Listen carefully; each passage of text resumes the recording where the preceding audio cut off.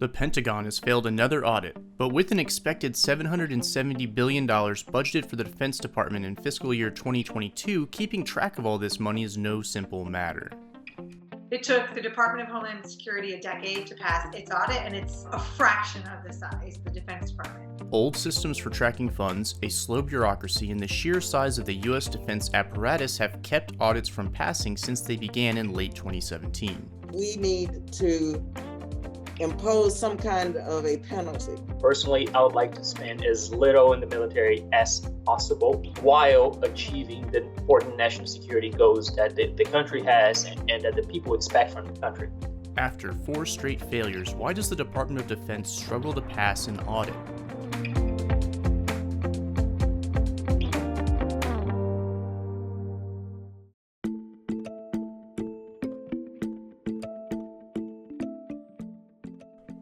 The Department of Defense is responsible for defending U.S. interests around the world. Since 1988, the budget has grown from over $634 billion to over $724 billion in 2020. But the defense budget as a percentage of the total gross domestic product has actually dropped in the same period from 5.7% to 3.5%. Like any organization in America, any large organization anyway, the single biggest expense on the balance sheet is people, and it's no different for the Defense Department. The size of the budget is constantly a subject of debate, but for lawmakers to make informed decisions, they need good data.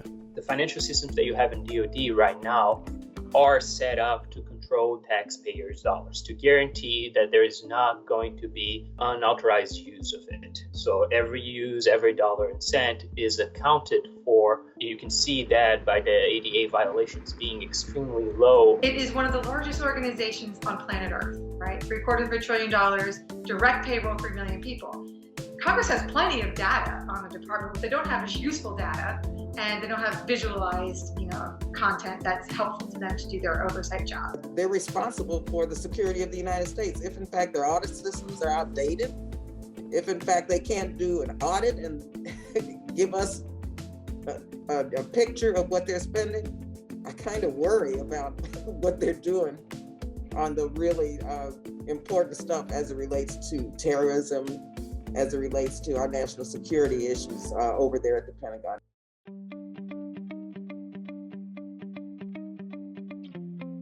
One of the main problems with the Department of Defense's accounting stems from the older methods still used today to track and organize funds. There is a myth out there that just because the department can't pass the audit, it doesn't know where it's spending its money, and it does. But what it doesn't do well is track it at an enterprise level. One example of items found in the recent audit was that the Navy found a warehouse with $126 million in aircraft parts that was not accounted for, according to the Government Accountability Office. It's items like this one that make some critics ask if the Pentagon's overall budget could be more focused and efficient. What you have right now is a Pentagon that is everything for everyone. The DoD is trying to heal cancer and heal planet Earth at the same time. And it's always tacking on more missions. It's the matter of efficiency is what are you making it efficient for? The umbrella of services under the Department of Defense, such as the Army, the Navy, the Air Force, and the Marines, along with other agencies and offices, creates layers of financial bureaucracy and differing methods of achieving similar goals. Individually, some of the services are better than others. So the Marine Corps has passed a clean audit. So, I think we will continue to see that kind of progress, and Congress should expect that. But secondly, even just going through the whole process of reorienting the culture in the department to have a clean sheet audit has contributed to its own set of benefits. So for example, the Army used to laboriously input property and asset transfer documents into a system essentially by hand. By bringing in more people into the audit process, the Army was able to automate that and save 60,000 man hours a year. That's great, small, but great, important steps that I want to continue to see.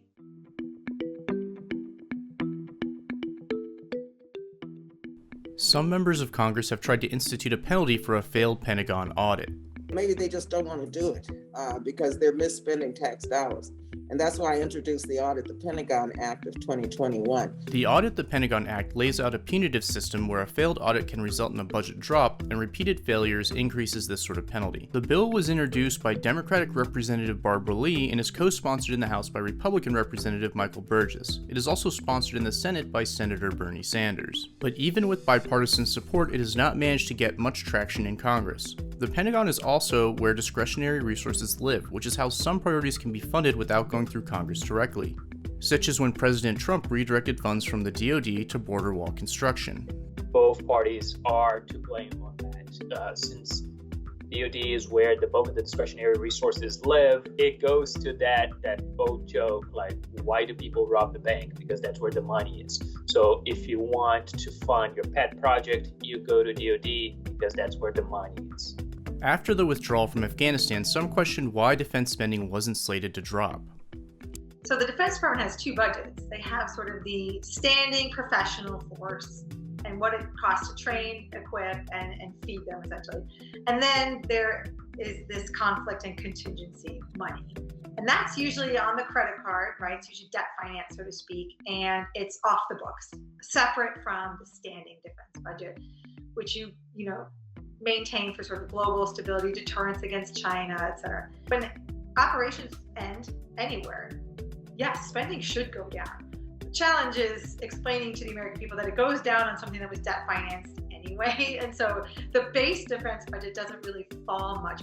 Another issue is incorrect payments or payments that should not have been made for travel and expenses, which constituted $11.4 billion in misallocated funds. Part of the blame for this is the antiquated travel payment systems, and another factor is the sheer number of people processing requests.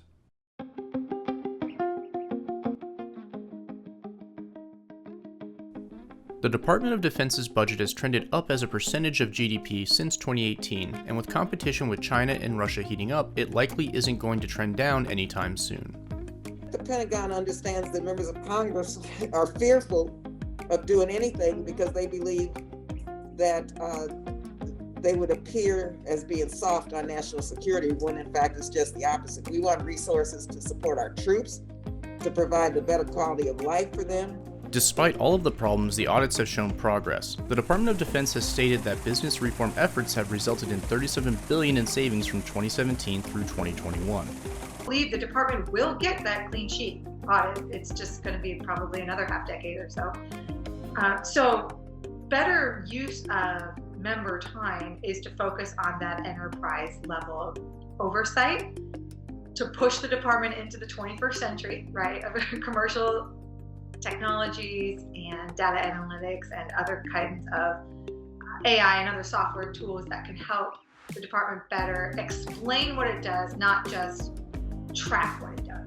There needs to be a good understanding between Congress and DoD on what is oversight, what is the information that you need, what are the proper financial data that you require. Does it need to be a snapshot, or can it be a live information for a quarter? And those things can be talked and negotiated between the two organizations. That's why there are quarterly O&M reports, for instance, that Congress receives. Could those be replaced with, an access to the system that congressional staffers can view the system but not modify, for instance?